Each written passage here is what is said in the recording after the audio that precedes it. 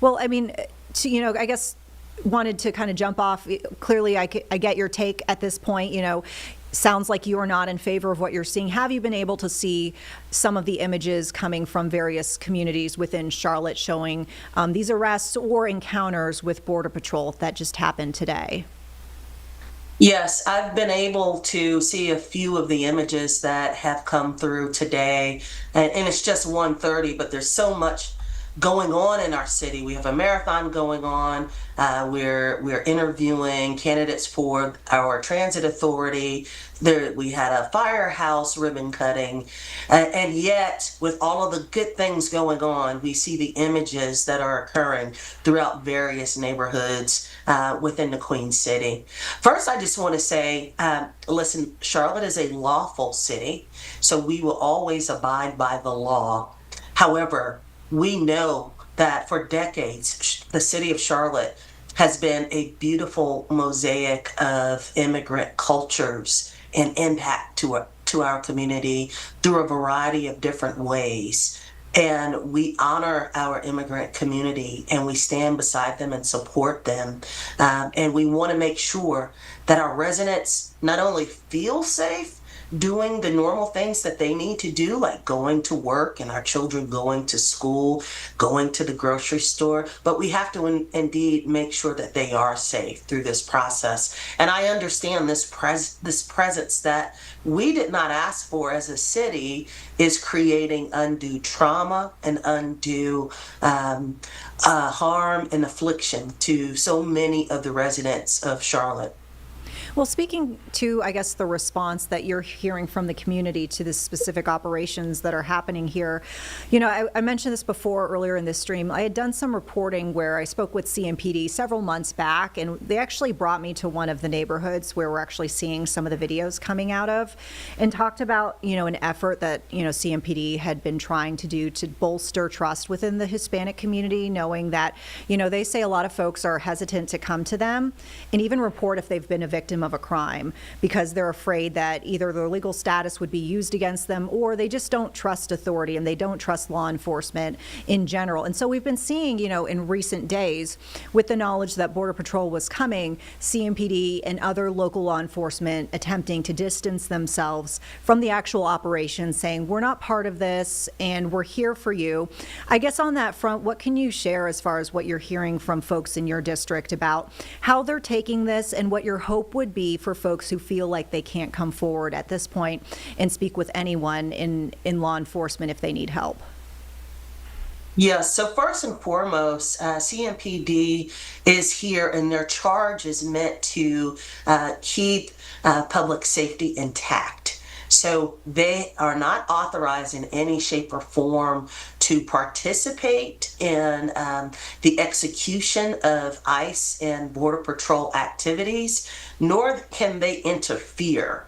So that's what they're trying to be clear on, is they're not a part of this planning, they're not a part of the execution, and they cannot interfere. However, the residents of District 1 and the residents of the city of Charlotte have rights, and there's been publishings and posts that have been put out. I know that you have shared the information about the Carolina Migrant Network and the International Houses and the Latin American Coalition, Legal Aid. 311 is open all weekend as well, so residents can call 311 if they need to understand where they can get assistance. The Housing and Neighborhood Services Department of the City of Charlotte is working all weekend as well to connect the dots. And if you need if you need assistance, if you believe crime is going on or your rights aren't being met, do not hesitate to call 911. Do not hesitate to call 911 with the understanding that CMPD is here to ensure that public safety is first and peace exists on the streets. Now, we have a protest going on in the city. There will be others. And that is our right. Each and every one of us have the right to protest publicly. It is a gift that we have for living in the United States. However, we don't want any of those protests to become violent. we don't want any of those protests to become escalated, because that then introduces opportunity for other things to occur. So I want to make sure that we say that we absolutely support any resident that wants to peacefully protest, and CMPD will be out there to ensure that residents can peacefully protest. But we want to ensure that there is no violence, there's no escalation of hostility, because once that happens, it becomes something that you can't control, and things can happen very quickly. We don't want any harm to be caused to our residents. We know from CMPD's third quarter release of their report that crime is down across the city.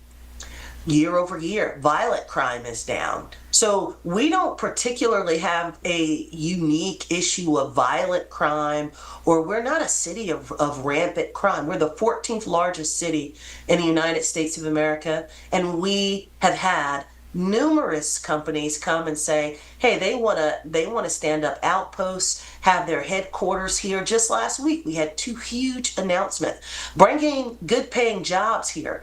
They wouldn't be coming to the city of Charlotte if we were a violent city. So we don't over-index in violence. We don't really need any assistance as it relates to that. We need to continue to recruit good officers, like we have on CMPD, to ensure that we keep peace. But I want our residents to know that CMPD is really trying to just underscore the fact that they are not authorized to get involved, nor can they get involved. But if there's an issue of public safety, and if you believe you are under personal harm and crime is happening to you, do not hesitate to contact 911. Now, you mentioned, of course, the protest that's set to get underway in probably about 20 minutes or so. For a little bit of context, we popped up a shot right in the middle of, as you were saying that. So that was what folks were seeing. We'll bring you back now to this live feed. We've got our crew that just arrived over at First Ward Park, 2 p.m. This is a gathering of multiple groups who say that they are in disagreement with these Border Patrol operations. So you can see, look there, as folks are kind of getting ready, and they've got signs, and you're seeing the organizers kind of chatting with each other, and you saw a hug between 2 of them. So we heard your desire for folks to kind of keep it peaceful, not create any sort of violence, not stir up any trouble. What can you say as far as, we see what the community members are doing. What are city and county leaders doing? Because I know that there was a big concern amongst many of you, because we saw that update from just yesterday where a bunch of folks specifically in the county gathered to say, we're not getting any information from federal authorities. Are there any steps that y'all are taking, as we speak, going forward, you plan to take to try to get a little bit more clarity on how long these operations are going to last and what they might entail? Absolutely. So for the city of Charlotte, we have been conducting our research to understand, first and foremost, what has occurred in cities where ICE and the Border Patrol have had a similar presence, right? So we understand the lesson learned from those cities. We are also reaching out to some of our counterparts throughout the country to understand, what are some of the best practices to go about engaging in this type of activity that is unfortunately occurring in our city. And we are ready. We have our crisis management from a city perspective. We have our crisis management protocols stood up. If need be, we have our escalation services ready on hand. So we are absolutely prepared, right, for the worst and for the full spectrum. However, what would be great is if nothing occurs. And what we've seen and what we've understood is, these types of activities can last from a matter of 4 to 5 days, or they can be expanded and elongated by, as I mentioned, acts of violence and other things. Because if our federal officers are here They come to the city of Charlotte to see if there's anything going on. And there's nothing going on. There's no real reason to have an extended stay in our city. There are other cities to go to. And so that is our hope. Our hope is that there's nothing really to see here. As I mentioned, we're not an overly violent city. We're not a city of criminals and violent activity.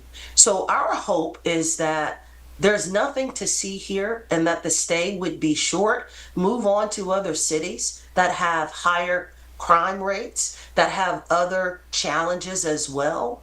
But for the Queen City, there's not a whole lot to see here. And that is our hope. That's our hope, that we will execute, that our residents will execute themselves in a manner where they can absolutely peacefully protest, but keep things peaceful. Now, I will say, in addition to having something like this type of activity occur in the Queen City, we know that that invites others from the outside who do not live in the city of Charlotte or in Mecklenburg County or in the region. So there will be people who are here today to participate in these activities that don't live here, that don't represent the community. We too ask all visitors here to be peaceful, to be honorable, to honor our values as a city where we are a lawful city. We also embrace our immigrant community. We also want to understand that all of our residents have rights, regardless of status, to be safe and feel safe.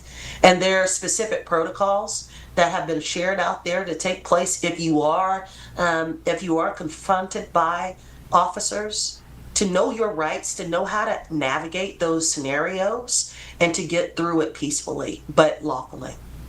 Now, I mean, we did mention, obviously, you're the representative for District 1, but you also, in my opinion, have kind of like an at-large presence in that you're also the mayor pro tem, so I feel like you probably have a handle on all of the different communities in Charlotte.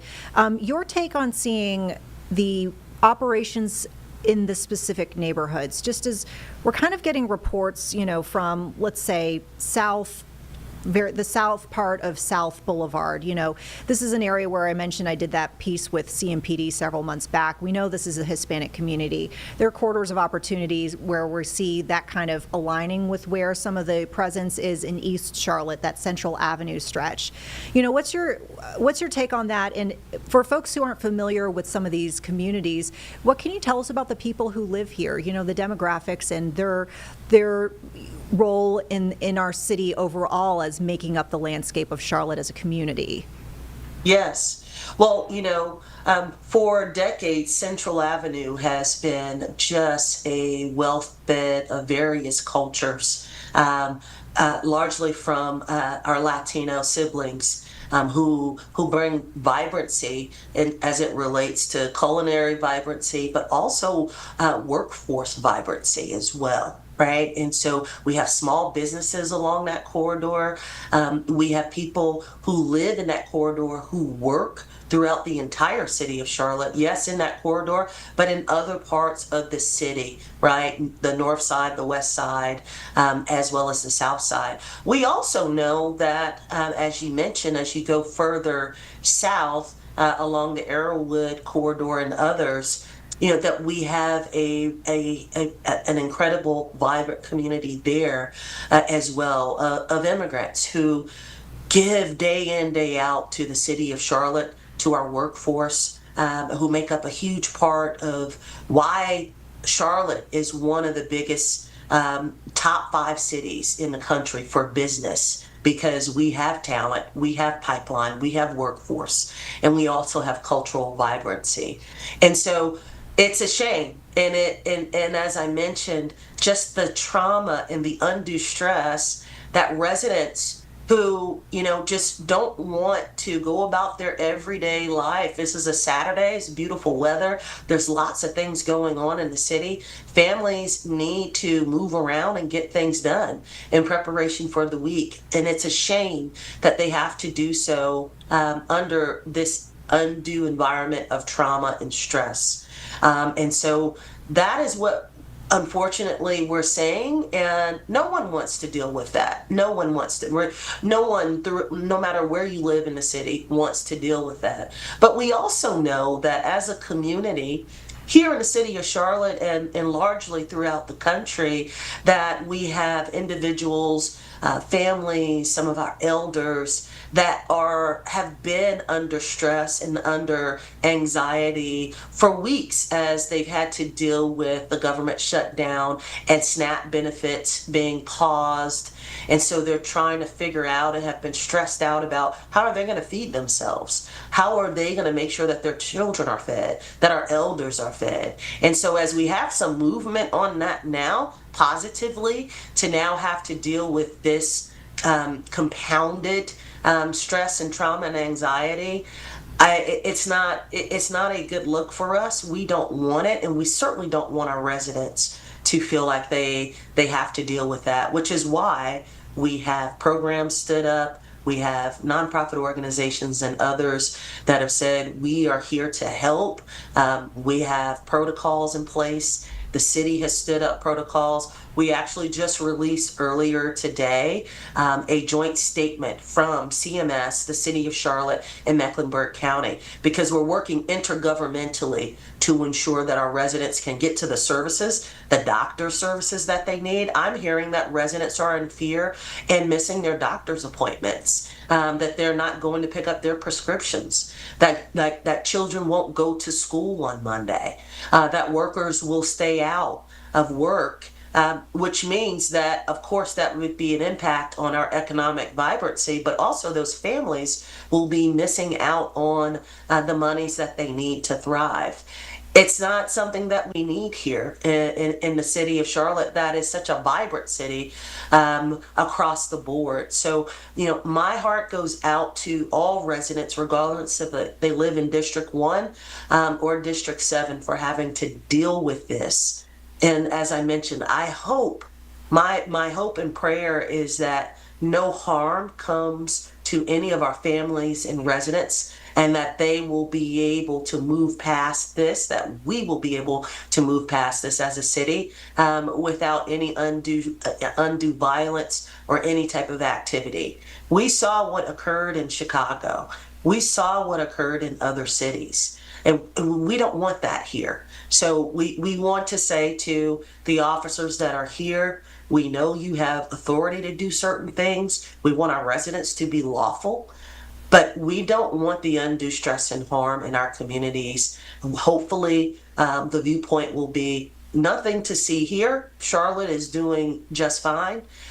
We are protecting our citizens. We recently stood up several weeks ago a public safety task force, so we are doubling and tripling down on public safety locally.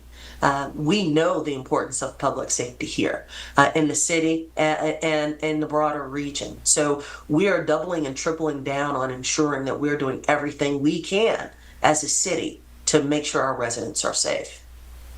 Charlotte Mayor Pro Tem Danté Anderson, we appreciate your time on not only a weekend, but a pretty busy day. As you probably understand, you're getting a lot of messages from maybe constituents or, colleagues as y'all are trying to figure out how to do your next steps. So we appreciate it. If there's anything you have to share as far as an update, please don't hesitate to jump back with us here on Live Impact. We'll be streaming for the next several hours, of course, covering the very latest for folks. Thank you, Vanessa.